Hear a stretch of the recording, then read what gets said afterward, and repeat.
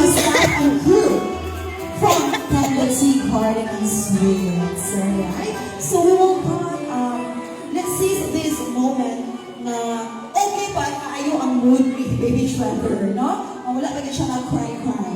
Because passing later, ang sa puto na ganyan eh, hindi na siya mag-blow sa cake candle. Alright? So once again, ladies and gentlemen, I am very thankful and grateful for your presence tonight despite your very busy schedule. No? I know and I uban getting a very busy sa office, very busy sa work, but here you are, standing in front of us just to celebrate this very momentous occasion in the life of our two cute babies, Ellie and Trevor. So Ellie and Trevor, thank you so much for having us tonight. Okay? And of course, happy birthday.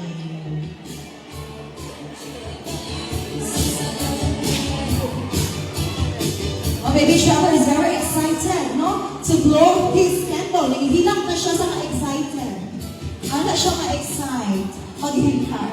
Okay, so ladies and gentlemen, we are about to witness the blowing of the cake candle of Ellie and Trevor. Okay, in 3, 2, 1. Okay, there you have it, ladies and gentlemen. Let's give a big round of applause to Ellie and Trevor.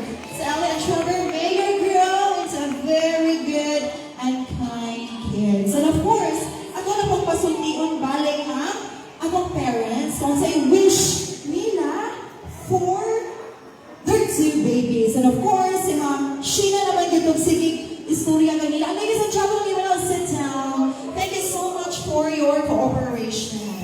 And kung ganina, i-welcome na sa parents karon, let's hear their birthday wish ngadto kang Ellie o ni Trevor. So, ladies and gentlemen, let's give a big round of applause to the ever-supportive father of this very cute kids, Sir Harvey Ayan. A big round of applause!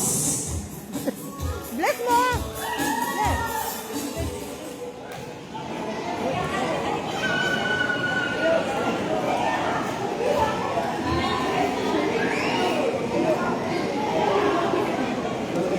Just wish you Ani, kumatapad din yung... Ani ka?